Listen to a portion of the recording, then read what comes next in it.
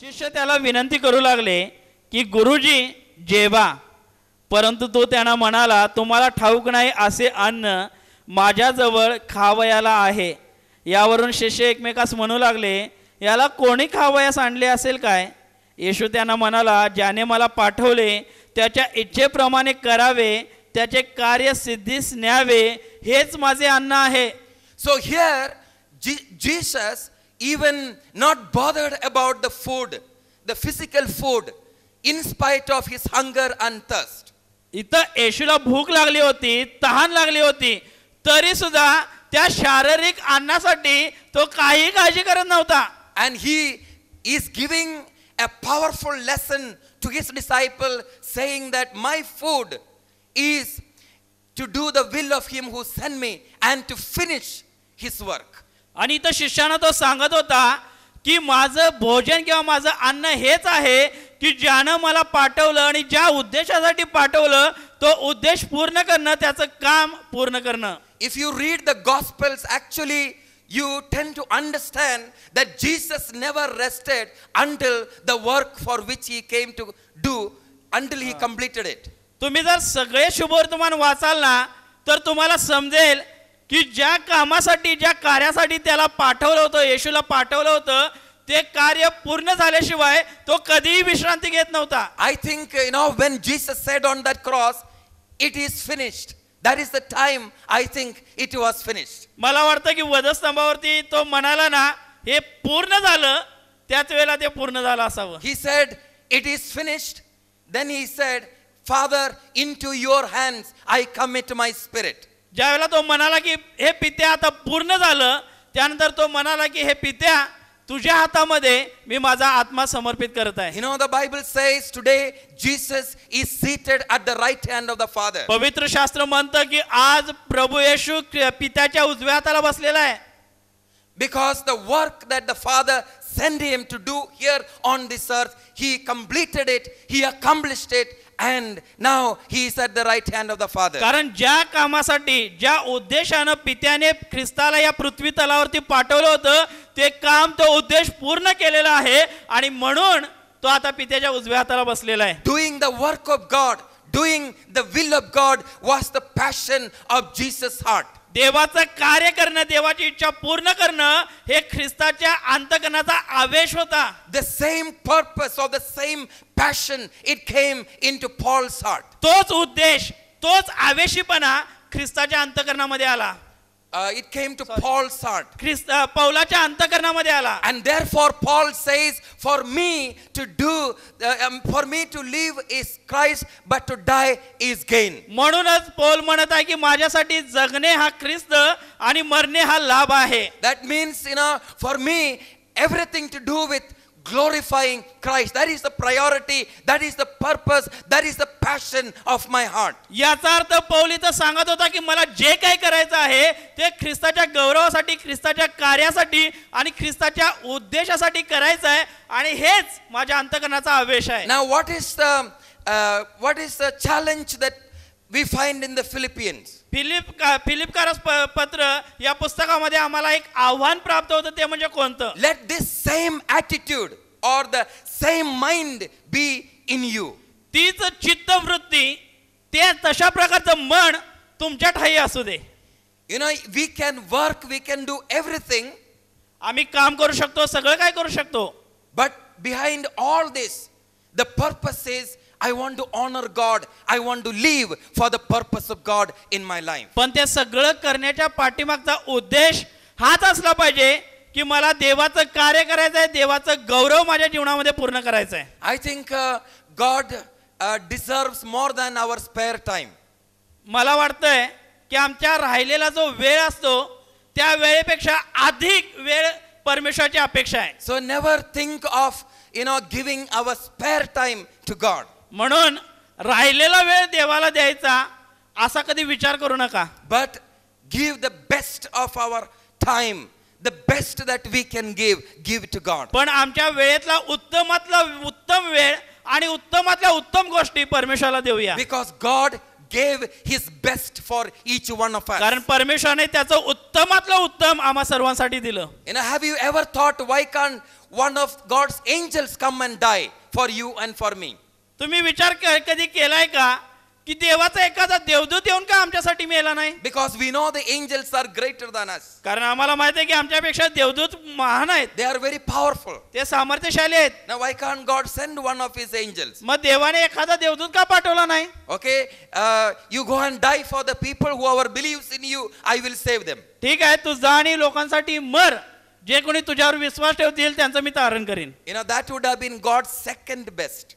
देवाचं ते दुसरं दुय्यम स्थानाचं उत्तम असेल. Okay, but God didn't want it to give his second best.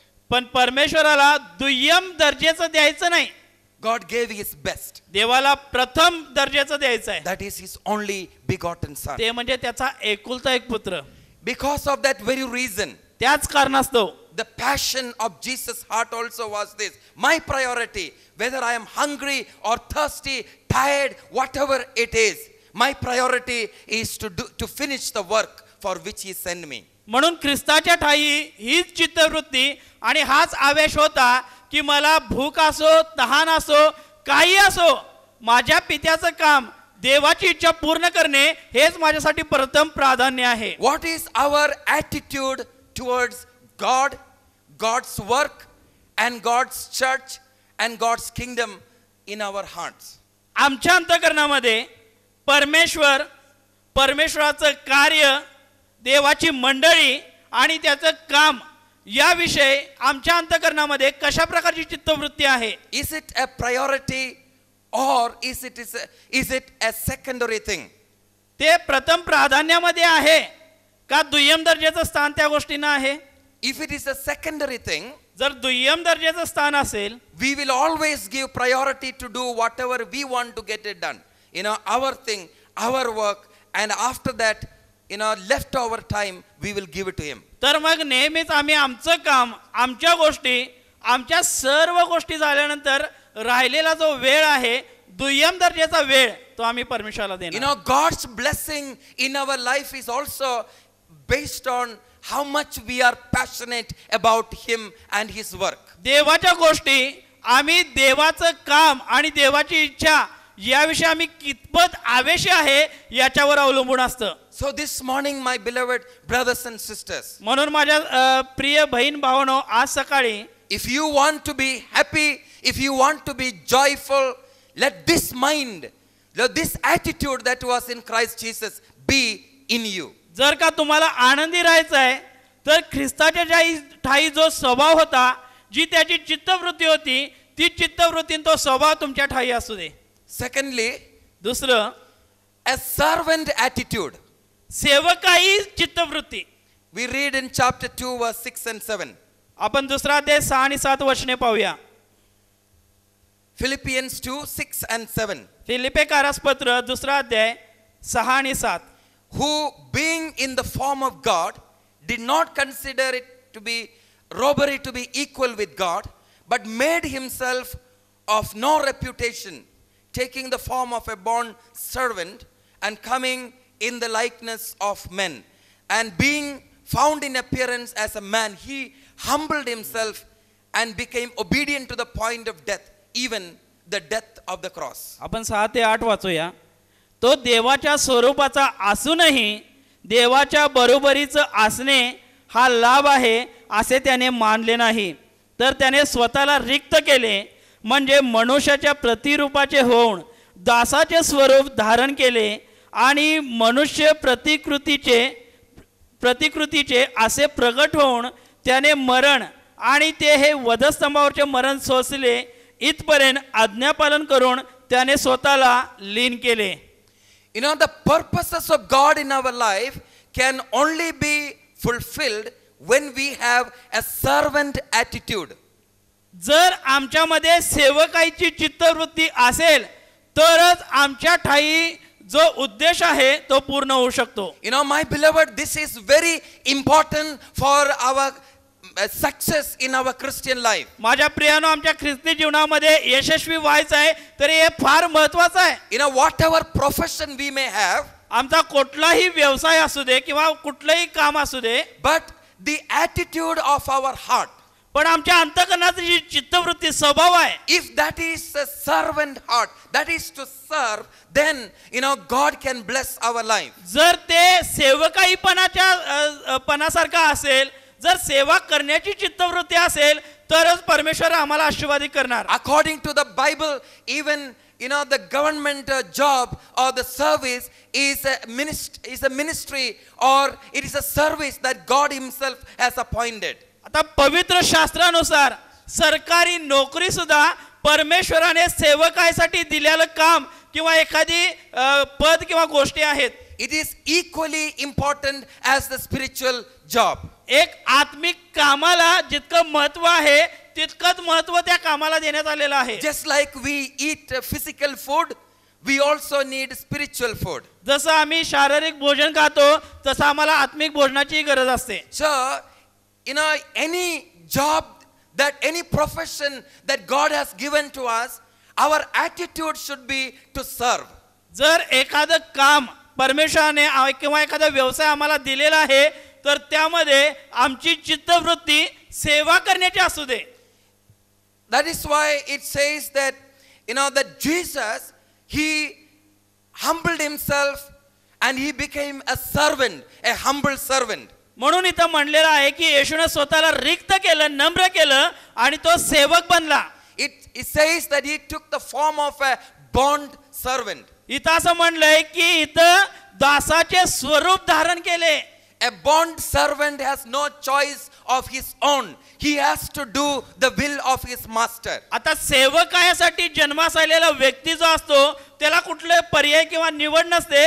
त्याला एकच काम असतं, ते म्हणजे त्यानं त्याच्या धन्याची चाकरी करावी. Whatever the master says, that is what he has to do. There is no choice. धनी जो काय सांगतो तेच त्याला करायचं असतं, तिथं पर्याय नसतो. Now Jesus, even though he was equal with the Father, he did not consider it, robbery to be with the Father or to be in glory. It says he humbled himself, took the form of a servant. आता ख्रिस्त हा पित्याच्या बरोबरीचा आहे, तरी देखील पित्याच्या बरोबरी असणं हा त्यानं लाभ मानला नाही, पण ख्रिस्ताचं स्वरूप त्यानं धारण केलं, तो नम्र झाला.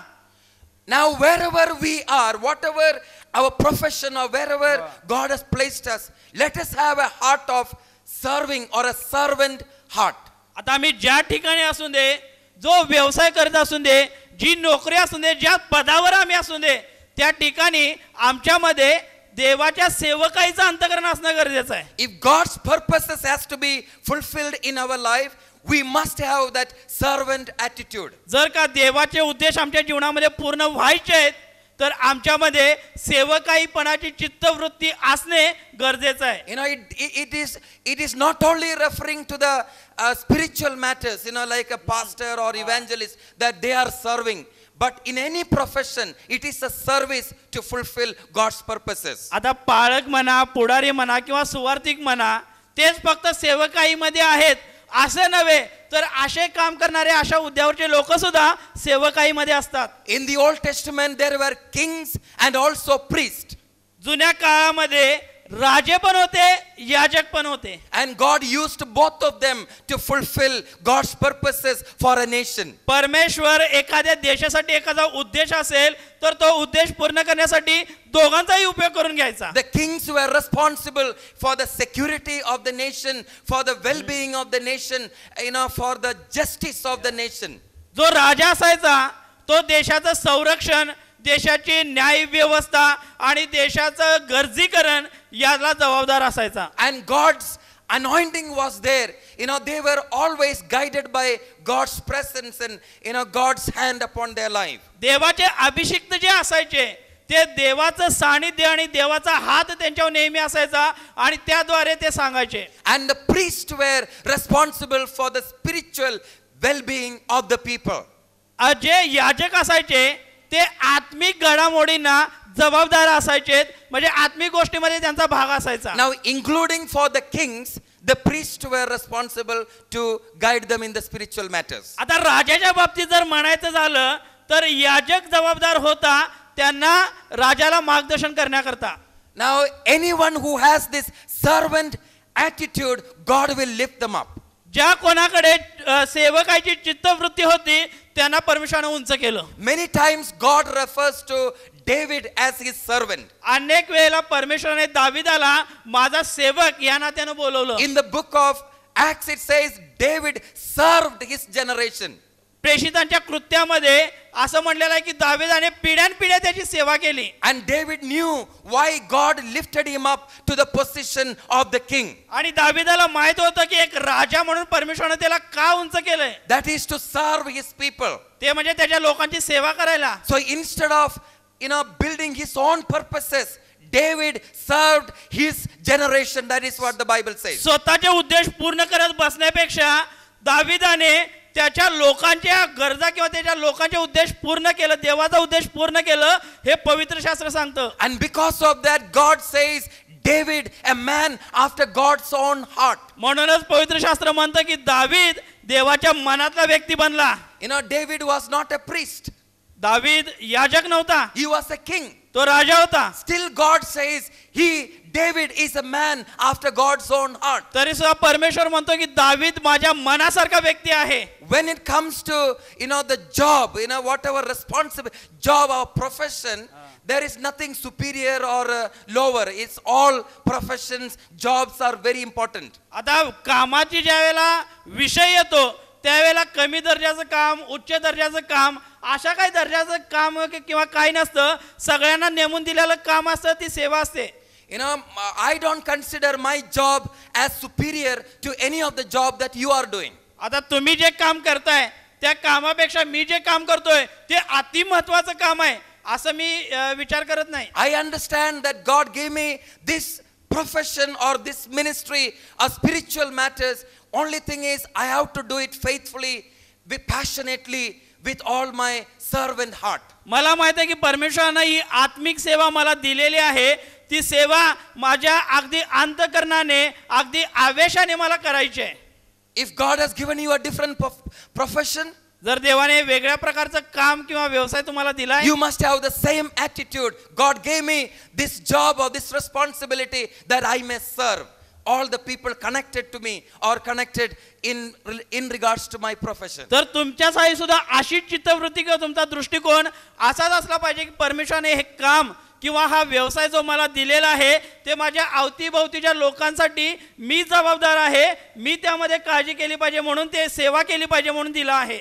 In John's Gospel chapter 13 verses 1 onwards we read that Jesus washed the feet of his disciples. Yohan कृष्णवर्तमान 13वा अध्याय पहिल्या वचनापासून आम्ही पुढे पाहतो की येशूने आपल्या शिष्यांचे पाय धुतले. And some churches they have every year washing of the feet. काही मंडळांमध्ये प्रत्येक वर्षी पाय धुण्याचा कार्यक्रम असतो. Now that is a good things to do.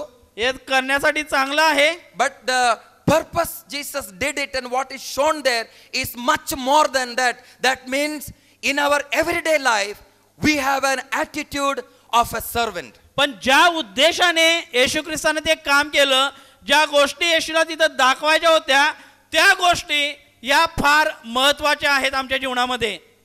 Jesus said to the disciples, I being your master, I have washed your feet, or remember what I have done to you, therefore serve one another in humility. येशू तिथं काय म्हणाला की मी तुमचा गुरु आहे, धनी आहे, मालक आहे, तरी देखील मी तुमचे पाय धुत आहे. म्हणून माझं अनुकरण करा, माझा कित्ता घाला आणि एकमेकाची सेवा करा.